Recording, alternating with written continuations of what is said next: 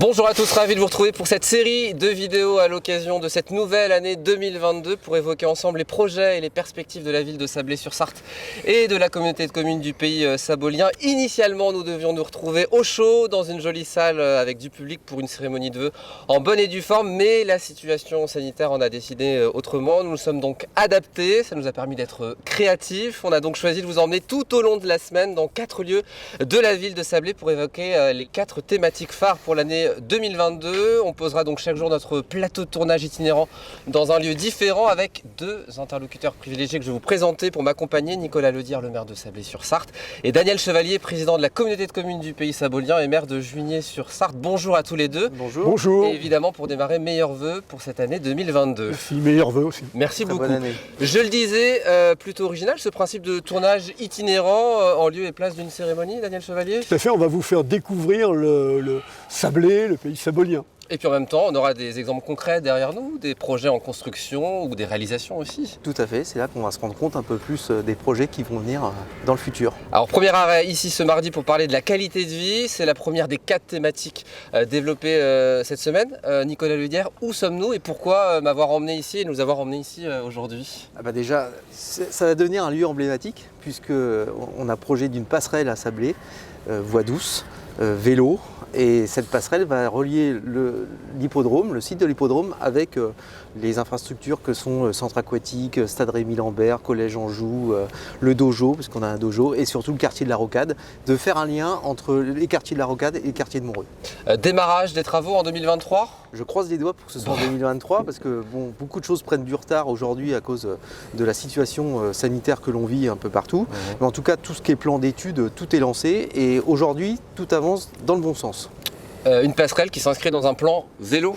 Un grand plan vélo qu'on va développer sur la ville de Sablé, notamment relier la gare, parce que c'est un point névralgique, et puis surtout de pouvoir se déplacer à Sablé en toute sécurité, parce que Sablé est une ville d'eau, on a 2 ponts, et il faut offrir aussi une sécurité pour les gens qui ne se déplacent qu'en vélo ou qu'à pied. Il faut savoir que 20% de la population à Sablé n'a pas le permis, donc c'est un point important, et on souhaite aujourd'hui des développements de mobilité douce, mais surtout en sécurité. Donc il y a un projet global aussi de mobilité douce qui va être mis en place pour qu'on puisse circuler à pied ou à vélo dans toute la ville. Tout à fait. À partir de la passerelle, il y aura 3 cheminements, par exemple, pour se rendre sur le site de la gare, à vélo ou à pied.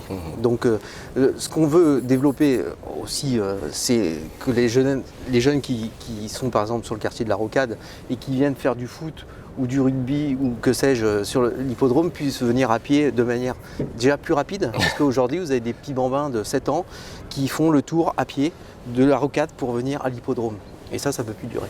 Alors la mobilité évidemment c'est le vélo mais aussi plein d'autres choses, c'est un sujet partagé dans le cadre de la passation de compétences. Comme la loi d'organisation des mobilités, la fameuse loi LOM lui permettait, c'est la communauté de communes qui a pris la compétence de cette mobilité au 1er juillet 2021. Donc vous la gérez aujourd'hui, ce service de mobilité réseau. Alors qu'est-ce que ça comprend ce service de mobilité? Alors, ça comprend d'abord un bus urbain, un passage toutes les 30 minutes, un passage qui a suscité beaucoup d'intérêt depuis que c'est gratuit.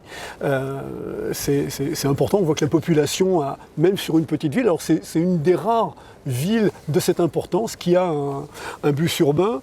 Et puis il y a aussi une navette à destination des cadres, des employés, des entreprises qui desservent la gare et la zone d'entreprise. Ça aussi, c'est quelque chose de très prisé que la communauté de communes a voulu conduire aussi. Et puis pas seulement, il y a aussi un prêt de véhicules électriques. Un service d'autopartage aussi. Un service d'autopartage, c'est ça. Il y a une nouveauté sur le bus réseau, c'est une application pour aider les usagers. Ça va être beaucoup plus simple de prendre le bus maintenant. Oui, on saura où est son bus et dans combien de temps il arrive. C'est l'application Pisae que chacun peut télécharger. C'est un plus aussi. Autre information importante, on en a parlé, la navette gare zone d'activité qui va se pérenniser. Il y avait une phase d'essai en 2019 et là on va la pérenniser pour permettre notamment aux travailleurs des zones d'activité de Sablé et de Solesmes de rejoindre la gare. Tout à fait, à peu près une trentaine de voyageurs, 3 rotations le matin, 3 rotations le soir. C'est un projet qui avait été mené en collaboration avec le club de développement, le club des entreprises, qui avait émis ce souhait. La ville de Sablé avait répondu à cette demande, et avec le passage de la compétence aux communautés de communes, la communauté de communes reprend ce projet qui est un beau projet. Ça fait partie de l'attractivité du territoire. Lorsqu'un cadre ou qu'un employé veut travailler à Sablé, il sait qu'il ne sera pas obligé d'avoir un véhicule basé à la gare pour faire cette navette. Autre sujet important qu'on va évoquer avec vous, de la qualité de vie, c'est l'habitat. Cette année entre en application le PLUIH. Ça fait peur, mais c'est quoi? C'est important. Plan local d'urbanisme intercommunal et d'habitat.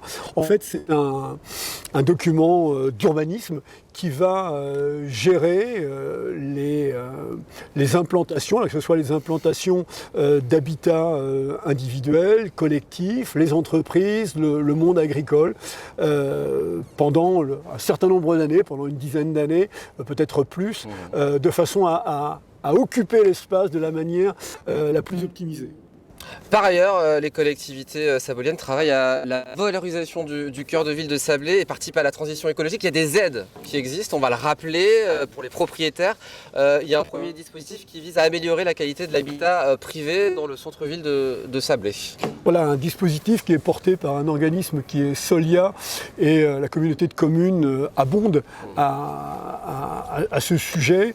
Il s'agit d'améliorer en particulier tout ce qui concerne l'isolation dans les maisons, mais les façades aussi. Dispositif de l'ANA, l'Agence nationale de l'habitat. Évidemment, la ville participe évidemment à cette démarche. On s'est inscrit pleinement dans cette démarche, et puis on a voulu aller un peu plus loin en donnant une aide à ceux qui allaient revaloriser leur façade, parce qu'une façade qui est jolie en centre-ville, c'est bon pour la ville et c'est bon pour son attractivité aussi. Il y a un autre dispositif qui existe, qui vise à la rénovation énergétique sur l'ensemble du territoire de la communauté de communes. Oui, bien sûr. Alors, la communauté de communes participe à des opérations sur Sablé, mais c'est normal aussi sur les autres communes. On a une plateforme qui s'appelle la plateforme Sarah, qui est surtout une plateforme de conseil. Un numéro de téléphone avec un interlocuteur unique qui vous apporte le conseil, mais le suivi aussi dans vos choix de travaux, en particulier pour l'isolation.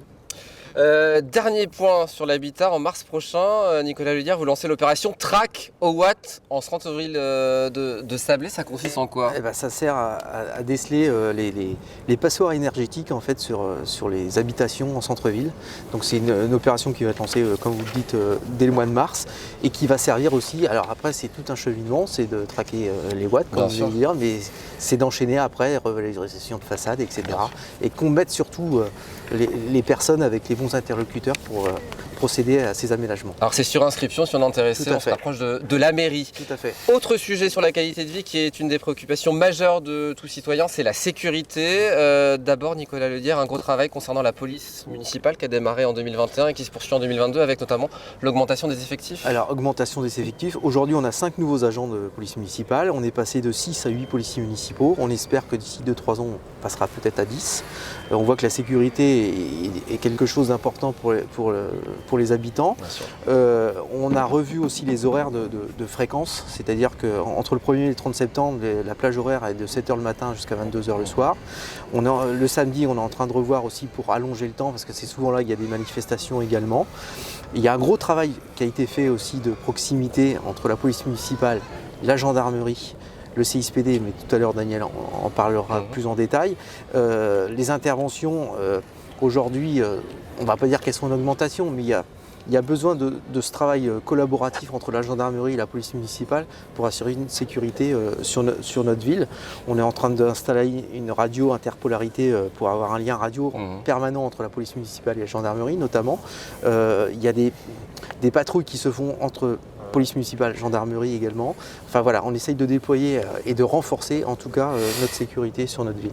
Un rôle aussi de la communauté de communes du coup dans cette stratégie territoriale de sécurité et de prévention de la délinquance. Alors depuis quelques années, on a mis au point un conseil de surveillance, c'est le CISPD, plusieurs agents qui interviennent plutôt sur le socio-éducatif Alors ils sont l'interface entre la gendarmerie, la justice, avec une reconnaissance départementale. C'est ça qui fonctionne plutôt très bien. Ça porte ses fruits. On est dans le dialogue, alors sur des thèmes complètement différents et avec des dispositifs différents. On peut aller dans les écoles, il y a des actions dans les écoles, dans les collèges, dans les lycées. Il y a des accompagnements particuliers sur la violence faite aux femmes, mais pas seulement.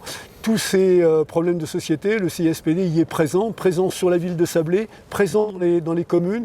Quand on a un souci avec son voisin, on fait appel à la mairie, mais la mairie n'a pas forcément les moyens.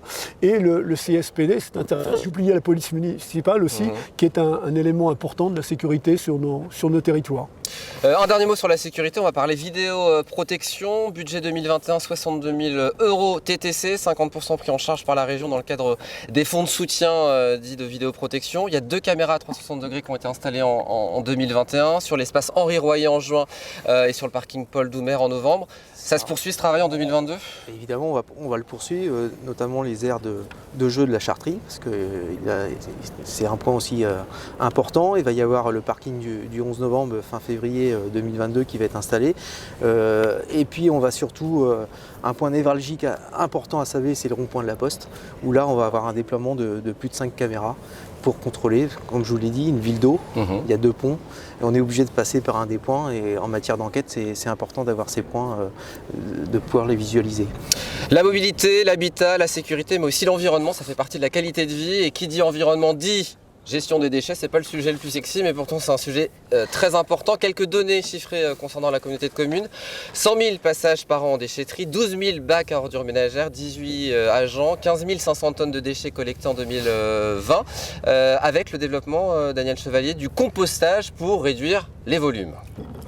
Alors vous avez appuyé sur des chiffres importants, hein. Ce sont des volumes énormes, et le souhait serait que les volumes de déchets verts diminuent. Donc il y a une interaction vers l'habitant directement, hein, que nos citoyens se saisissent du sujet. Donc il y a déjà eu plus de 2000 composteurs qui ont été distribués. On continue cette action, ça marche plutôt très bien, et avec aussi peut-être des composteurs collectifs dans l'habitat collectif, mais auprès des communes, près des cantines scolaires, où on peut faire participer les élèves à des actions visant à diminuer les déchets. Et puis vous avez mis en place des initiatives originales face aux scènes d'incivisme qui se multiplient. Vous avez décidé de transformer ces scènes d'incivisme en scènes de crime avec de la rubalise. Oui, alors rassurez-vous, crime, c'est sur la forme, oui, bien sûr. Mais en tout cas, ça porte ses fruits. L'idée est celle-ci, c'est que lorsque des poubelles restent en pied de mur dans les immeubles, dans les maisons, on n'est pas sans rien faire, mais on interroge. Et interroger, c'est surprendre un petit peu. Donc on a transformé ces scènes en scènes de crime, avec rubalise, avec enquête, et on fait participer les passants. Ça marche plutôt très bien, ça donne ses fruits. Alors ça ne peut pas être répété à l'infini, ça a une valeur éducative. Et puis ça attire la télévision au niveau national, si je ne me trompe pas. Et ça a attiré la télévision au niveau national. Bravo à ceux qui ont organisé cela. Autre démarche concernant l'environnement, et plus exactement le gaspillage alimentaire, avec une démarche que vous avez initiée, la ville, en 2021, au self de l'école du Pré. Ça marche bien et ça va s'étendre. Alors ça consiste en quoi déjà ? Déjà, c'est de lutter contre le gaspillage alimentaire. On voit bien que de poser un plateau sur une table, on voit que les plateaux repartent souvent pleins plutôt que vides. Et puis ça permet de prendre conscience aux jeunes que la nourriture, on n'en fait pas ce qu'on veut, on n'en prend pas une quantité énorme si on a un petit appétit. Et puis il y a une relation différente aussi avec les agents de cantine.